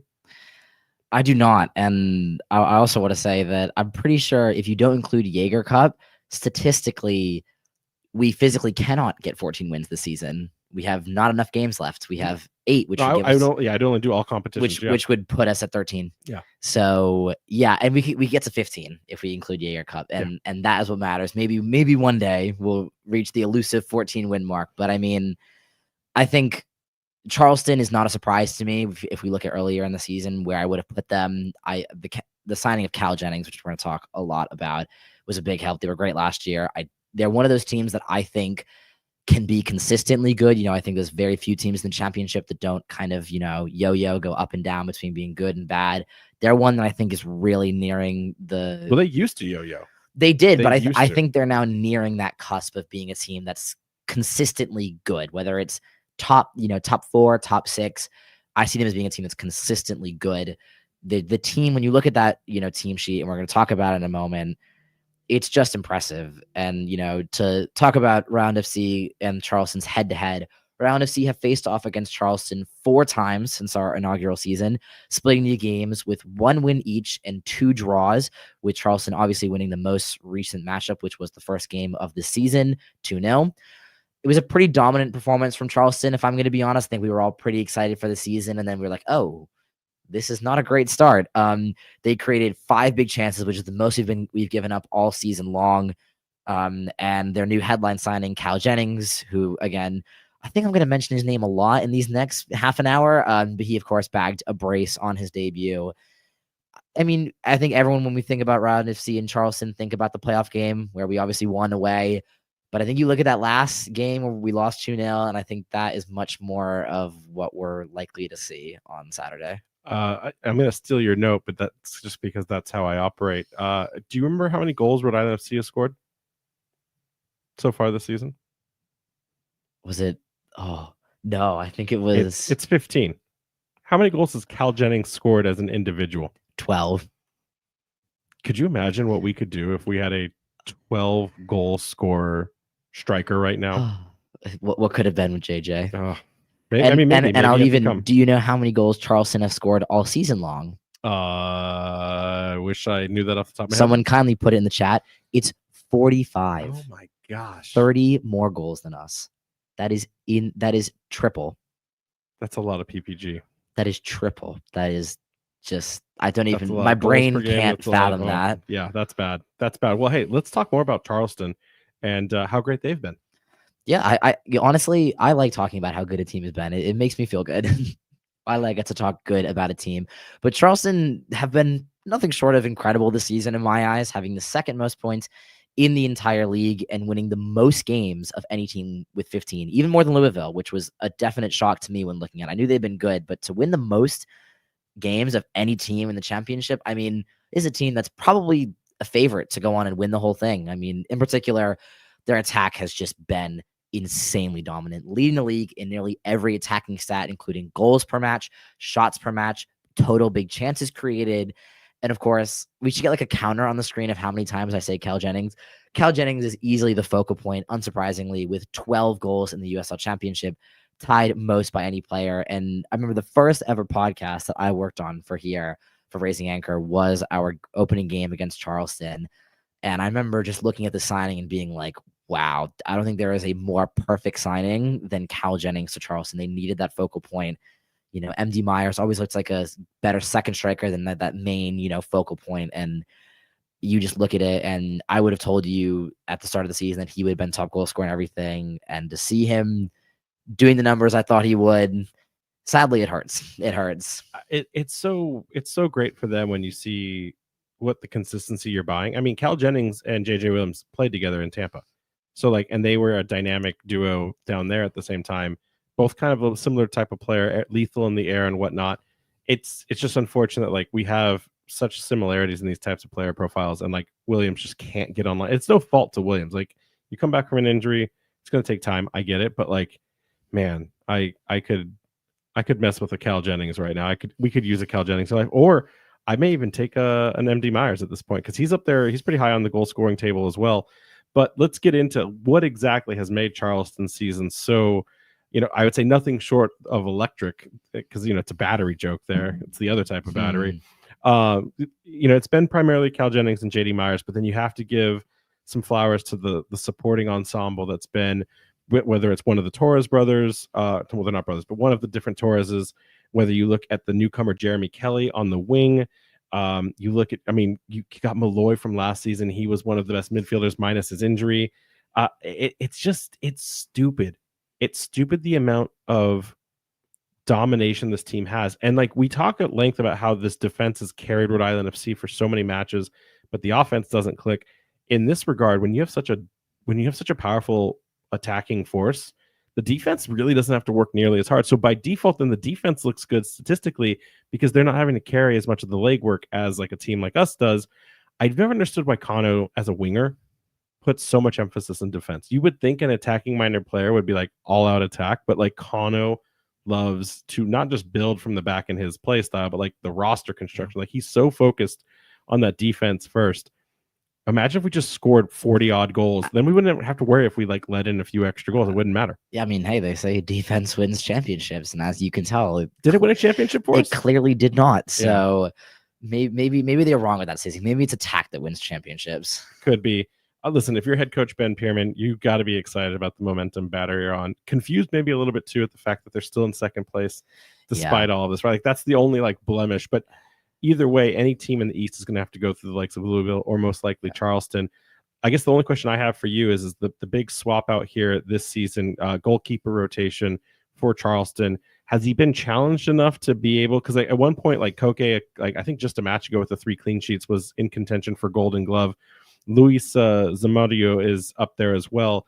Does he deserve that kind of acknowledgement when there's just really so much going on the attack side of things for Charleston? I mean, I think he's definitely been solid. I don't want to pretend like I'm saying he's an awful player. He's a very solid player. He's a clear upgrade on last season. I think he's doing what they need him to. I think that's the most important thing. I think a lot of times we get wrapped up as fans talking about, oh, how is he compared to other players? Is he one of the best in the league? He does what he's asked to do. He makes the saves he needs to make, and the shots that keepers aren't going to save, he doesn't save. He's nothing spectacular. I do think that, again, as you said, the stats are slightly boosted by how good this Charleston team is, both attackingly and slightly and underrated defensively, I would argue. But he does a very solid job, and it felt like that final, him and Cal Jennings were that final piece in this battery team of last year. Just a goalkeeper does his job, and a striker who's going to go ahead and he's going to get you 12 goals. And how do they do it, though? Because like, when we talk about the tactics of it, it's not just the individual talent of one or two amazing players up top. There's a system here to Ben Pierman. So how does I don't know that we saw it in the opening game of the season for us as much as it was like all of these players collectively shaking off the rust, getting into form. We came in week 2 of the championship this season. I don't think Charleston opened up their account for the year in good order. I think they were reeling from a loss. But, you know, how has Ben Pierman constructed the squad tactically? Yeah, I think speaking to what you said about earlier in the season, I think the game early in the season was a little bit messy at times. Again, all these new players, we had a bunch of new signings. They have 2 focal point signing in, you know, both ends of the field, you know, striker and goalkeeper. But when you look at this team now, they're They're what I want to see from this Rhode Island FC team. They're incredibly direct. They move from back to front really quickly. And I want to make sure people know this is not route one. This is not hit the ball long to Cal Jennings. Cal Jennings is 5'10". You would think that he just looks like that kind of 6'4" guy who's going to score headers. He's not that kind of striker. He's lethal. He has great movement in the box, but he's not a route one type. But this system is not route one. They do not want to go long. They do love long ball switches to play, which is a very different thing. And I think a lot of RIFC fans will see what that offers a team on Saturday, because it offers them so much. They, play really well with these two very wide wingers. They play a 4-4-2, so their wingers can play really wide, and they always just have one of those players open in space. And I know you talked about Jeremy Kelly, but the one that we have to talk about is Arturo Rodriguez. He's been incredible recently. He was their man of the match in their win against Loudoun. And I rewatched that game, and wow, he is great one-on-one. He's really exactly what you need in this system. The other thing about them that's very important is the high press. They win the ball back high. They play like a team that wants to be dominant. That's the big thing that I see. They play like a top 3 team. They play like a team that wants to win a championship. They press high. They win the ball back high. They get the ball to Cal Jennings in maybe 2 passes or less, and it's a goal. I wish we had a stat where we could look at second ball collection, because I think one of the downsides to Rhode Island FC with the gaps that they create in their transition is that, one, with no players running into channels to create space, there's no real ball collection that can happen. And then 2, since they're static with other teams pressing, like I feel like there's a reason why we very rarely win second balls or anything that's thrown into the midfield just to kind of to break a press, or when route one needs to be engaged. And you're absolutely right. The level of soccer IQ that this team has when they are trying to play into transition, or they're just playing with momentum, I don't think there's a better team out there. I know you could argue that since Louisville technically beat them in their last showing against each other, Louisville still remains the favorite, both on points and kind of the head-to-head for the season. But I think there's something really special that we probably will see Charleston return to the USL Cup final for the first time since they last hosted it in 2023. I think right now, if you were a betting man, that's the team to go to. But what are the ref assignments, so we can kind of move into the breakdown of these 2 teams? So the head referee for Saturday is Edson Carvajal, with his assistant referees being Zeno Cho and Eric Schreiber. And the 4th official is Jeremy Shear. Carvajal, this is just his 6th game reffing in the USL Championship, so a much newer ref. Couldn't see anything else besides some MLS Next Pro under his belt. So this could be a very interesting match. Remember, these 2 teams historically very physical against each other, but Charleston sometimes would like to collapse and fall on the ground. They know that Rhode Island likes to play it physical, so it'll be interesting to see. In terms of injuries and what's going on inside the space, obviously the only 3 we know right now, Grant Stoneman, Frank Nodarce, and Cole Dewhurst, we've got them all listed as questionable. Stoneman should be available for selection. Nodarce is on the timetable where he's healthy enough to make a return if possible, and then Dewhurst, we just don't know the extent of his injury. No one's asked him, so we've got that. From the Charleston side, there's only one injury we could confirm, and that's Daniel Kuzumaka. We don't know what's going on with him other than he's been on basically a season-ending injury, been out the entire time there, so hard to kind of really break that down. Listen, in terms of guaranteed predictions that will never be right, especially as Kano will probably, out of spite, want to change this roster yet again for game day selection. We've still got it as that 3-4-3. I think the only things we know for sure right now, Koke Vegas will be in net unless there's an injury, and probably JJ Williams will be in net on the pitch unless there's an injury there. Was a little interested to see like the tape wrapped around his leg in the last 2 matches. Yeah, there was a few players that I saw that had some tape. I think that's wear and tear. I think, we're in so far in the cup final. I think it's hopefully just precautionary. You see that a lot with players at the end of the season. They're all taped out after the game. They all have ice or something, just making sure their bodies are at like peak physical, so they're ready to go for the next game. Absolutely. So in that back 3, Ame Mabika is going to be on that left side with Krifa Yao holding down the center.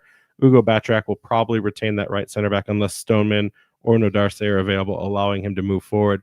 Quizera absolutely will be on that left flank because Sanchez is not available because of red cards. Mark Ibarra and Corcoran seem to be the pairing in the center of the midfield there. We've got Amos Shapiro-Thompson out on the right wing.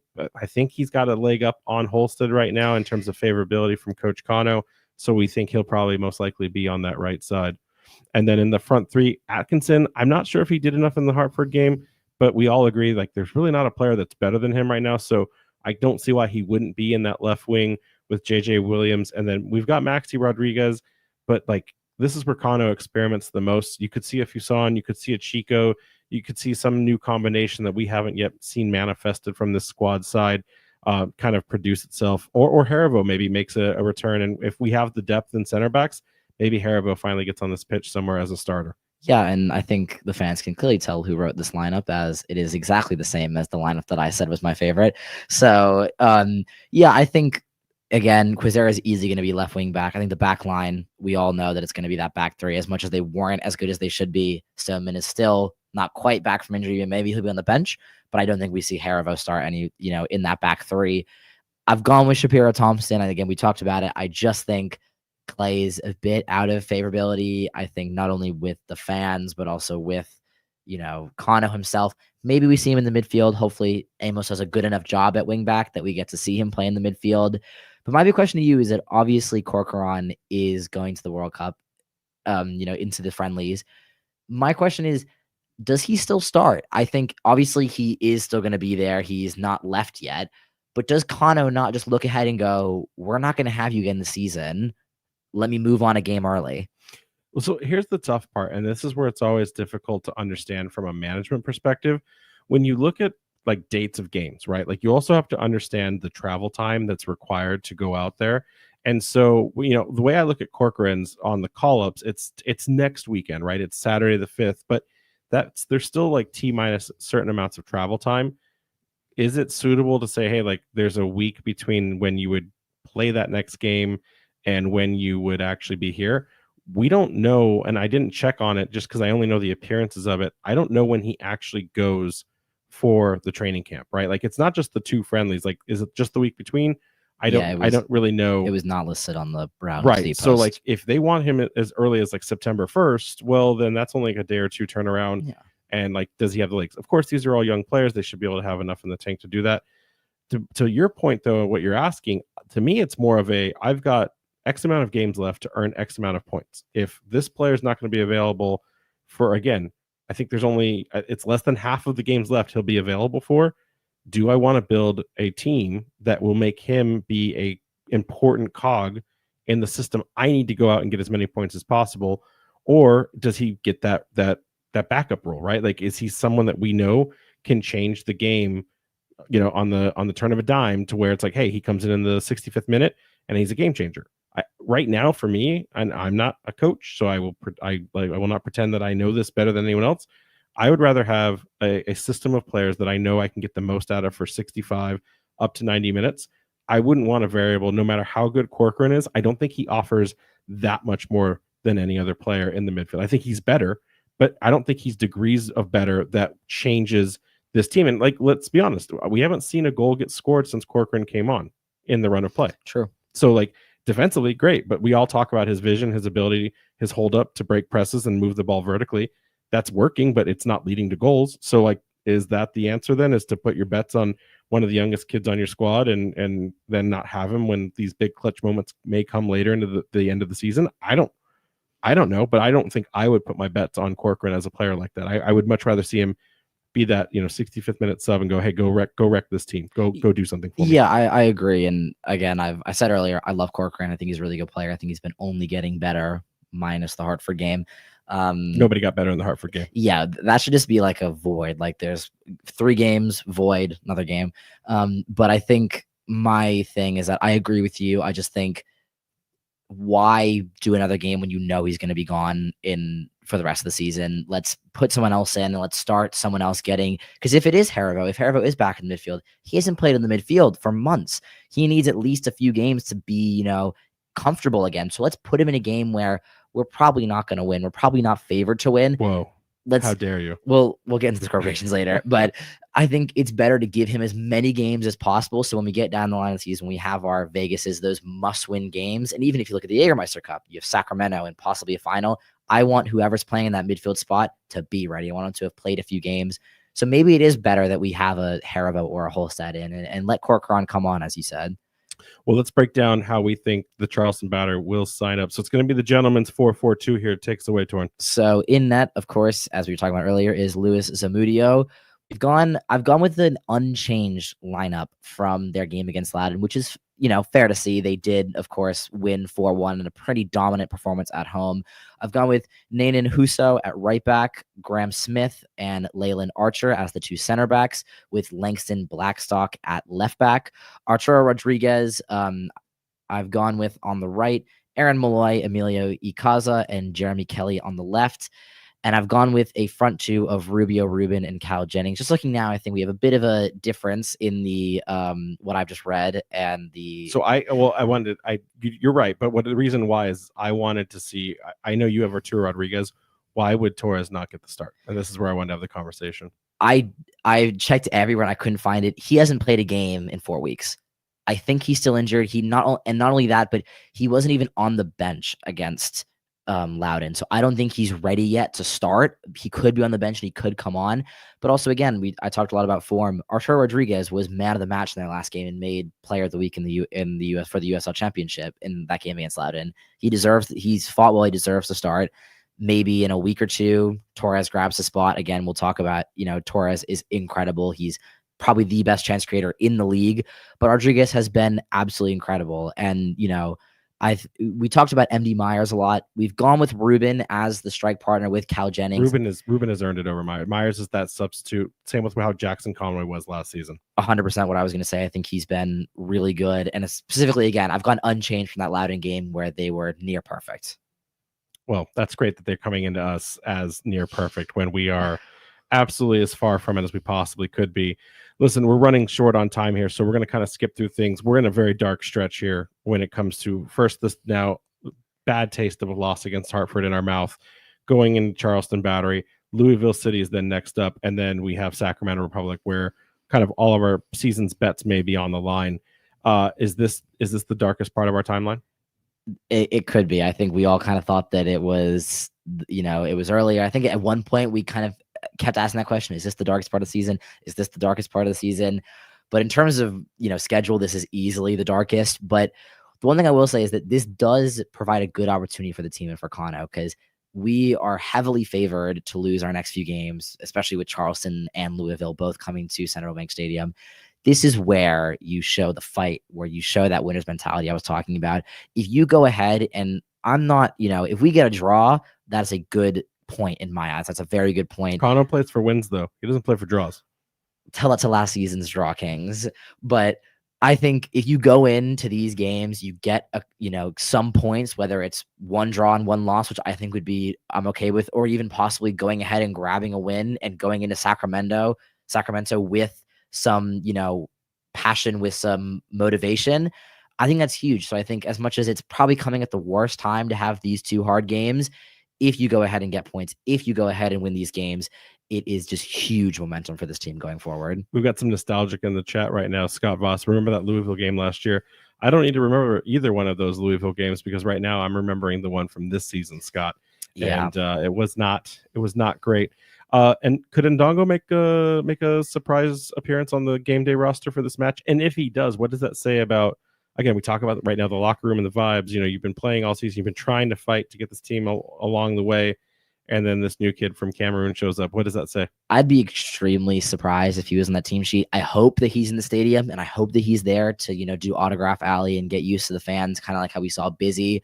But for me, not only, as we talked about earlier, he's not a player for this season. He's one for next season or maybe the season after. He's not anywhere near polished. He needs a lot more training and game time to be that kind of player. But I just think that we talked as well about how packed the squad and how many players are being left out of the team sheet. Rivera, Rio Hope, Gund, Nadarse and Stoneman still may be back. Again, we said that it's questionable if they're going to be back. I don't see how he fits. As much as you want to talk about, is he good enough? Does he even fit in the first place? No, I don't see it right now, but there may be a path forward down the road. And then the final piece I want to talk to you about, Charleston Battery just opened up a can of worms against us when it comes to set piece defense and some of our tactical strategy in that space. We obviously recovered. I think it took us all the way to like game 5 before we kind of showed a resiliency when it came to set piece defending. But this game was the very first game of the season for us. Could those lessons have been forgotten? Should we be anticipating Charleston to remind us of some of that in this game, or does Charleston not even need to worry about that at this point because they're flying so high? I think we still are not great on set pieces. And I think the biggest thing for us is that we're better at set pieces when a team doesn't have tactics. We talked earlier about set piece tactics versus just putting the ball in the box. We have very tall defenders. So if you just put the ball straight into the box, every time we're heading it out. But it's what happens after you have the ball out. Do they have players waiting at the top of the box to go and take a shot? In this last game, when they beat us 2-0, both goals were offset pieces, but they weren't directly offset pieces. They was either cleared out and then put back into the box because we weren't set, or it was a clever set piece tactic that let Cal Jennings get open at the back post. So those are two things for me that definitely worry me, that the fact that it's not really about how tall Charleston is. It's about the fact they have very, very good set piece tactics. Yeah, good ball movement, and I don't know that we've been pressured as much as we ever did in that game. So, Torin, let's talk about our own tactics. How does RIFC win this match? I've got this down as, the way we do it, again, is re-implement a press. We used to be a pressing team. We're no longer a pressing team. We're a possession team. I'd love to see us go into a press and then isolate on the wings, because right now, like you said, whether it's Torres or it's Arturo Rodriguez, like right now, and then with Jeremy Kelly, like that's going to be a problem for us. And I don't know that we have enough on that right side to be offensive. So then a defensive press may be the way forward. But the reality is that like JJ is going to, it reminds me of the playoff game where JJ was the first time he didn't score in like a string of 4 or 5 performances. Yeah. JJ Williams was terrorizing the back line between Archer and I think was it Smith, or maybe Smith was injured. I forget who the other center back was, but like he was basically taken out of the game, but he took 2 defenders with him the entire time. I don't know that we'll see a lot from Williams because that did work for us. It's going to be just a bunch of jockeying and battling, a very physical game between the two of them. If we do that and we make the center backs have to kind of collapse on to JJ, it pulls the defenders like Yukaza and Malloy back a little bit deeper, so they can't have that high tempo, like you were saying, that quick directness, because that's why Malloy was one of the best midfielders last season. Like he could take the ball, turn, and then it was a one-touch pass and it was moving on at a high rate of speed. If Williams can interrupt, they still need to build the attack, right? Like they still need to pass it through the lanes. So if Williams may have a very different role on the night. But like other than that, like we can't have possession. We got to be comfortable giving the ball away. And like I think of this too, Kano went to coaching classes with Wilfried Nancy. And if you've watched Wilfried Nancy, he plays a very interesting style where he will do things that feel unorthodox. Like he'll give the ball back, like won't even try to set up an attack run if he knows that the other team struggles to the same kind of consistency or attacking like what RFC is doing. He'll tell his team, like, no, give it to him, because we know what we're better at. He'll also just sit there on the back line and hold a ball for an awkward minute with no passing, drawing in, an attacking press, if you will. Kano's gonna have to figure out how to like not have this ball. Like you almost have to be allergic at times to it so that you don't want it at your feet, because that's the only way we're gonna do that. I don't think you can use the same tactic of isolating Cal Jennings like we did isolating Nick Marcanic last year. There's too many good goal scorers. There's too many attackers on this team, whether it's from the wings, it's from the striker pair, or, you put in a Myers into a substitute role or something like that. I just don't think we're going to be able to block this team down like that.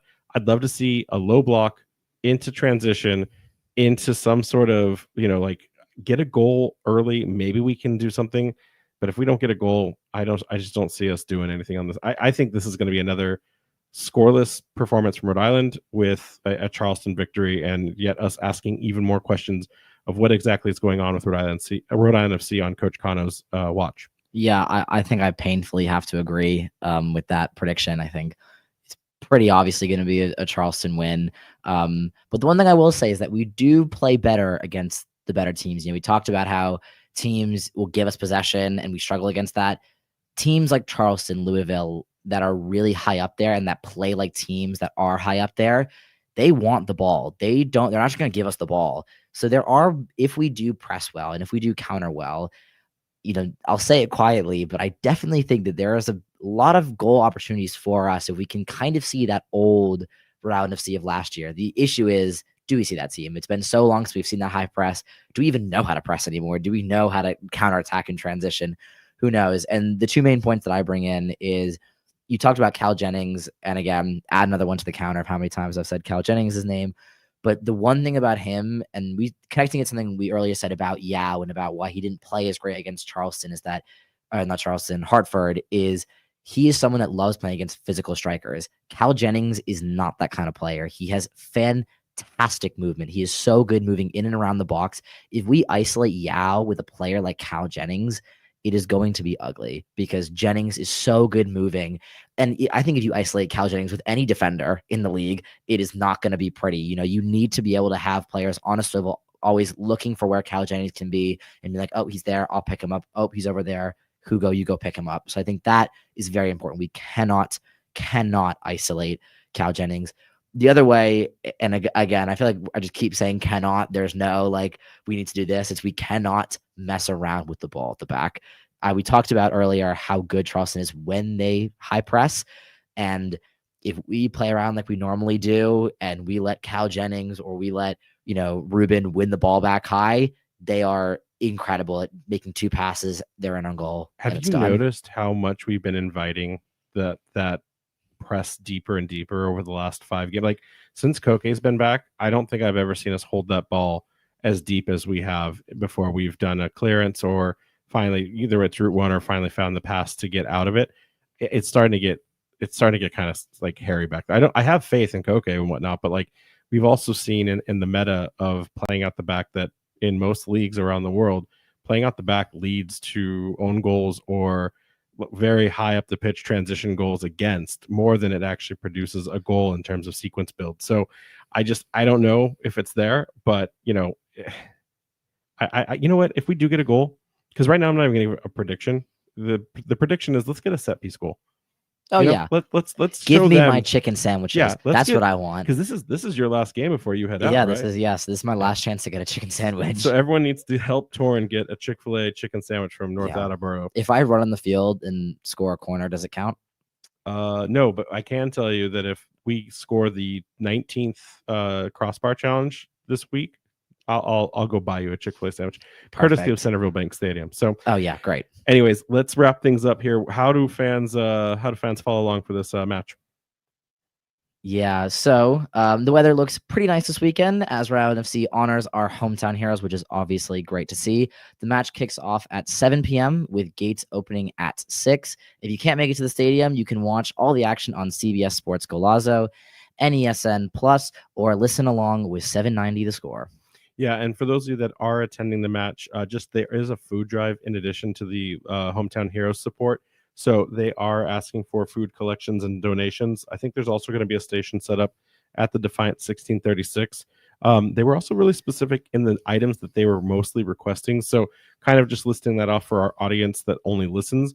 They're looking for things like soup and stews, pasta, mac and cheese, breakfast cereals, rice, canned fish and canned meat, canned fruit, canned vegetables, tomato products, beans and lentils, nut and seed butters, and then sauces, spices, and condiments. So if you've got some of that lying around and it's not expired and you want to bring that along to help donate for those that are in need, we encourage you to do so. It should be a fun time, and it's always for a good cause. But hey, listen, Torrin, it was so much fun having you on the show. I hate to see it only kind of happening here at the end right before you go. We'll definitely have to find a way to make sure that you make the oddball appearance. I mean, kudos to you. You actually sat down in the chair tonight. Jason, he was so distraught from that loss that he ran off to Portland, Oregon. So at least you're here when we needed you the most, right? That's what matters. Yeah, it's been a huge pleasure to be on the show again. For those people that don't know, I've been behind the scenes for pretty much all season long, and it's great to finally get that shot in the main stage. Yeah, I see myself actually one day finally getting phased out, especially with all the comments tonight in the chat. So we all know who the ball talkers are here. So I'm coming for your job, Jason. Perfect. Hey, Jason wouldn't mind. He could take some time off every now and then, but can't wait to have you back on. Hope that you enjoy this beating, this shellacking that Rhode Island FC is going to get, and then safe travels as you head back to your favorite place in the whole world that isn't Centerville Bank Stadium. Of course. And until then, make sure that you do check out our friends over at the Blazing Musket for all of your New England soccer coverage, including Rhode Island FC. You also can find them at theblazingmusket.com. Jason was on their most recent Roundtable podcast. Highly recommend that you go and give that a listen. You can follow us on Twitter, Threads, and TikTok at RIFC Podcast, the Instagram at Raising Anchor. We had an interview with Rio Hope Gunn last week. Make sure you go back and give that a listen.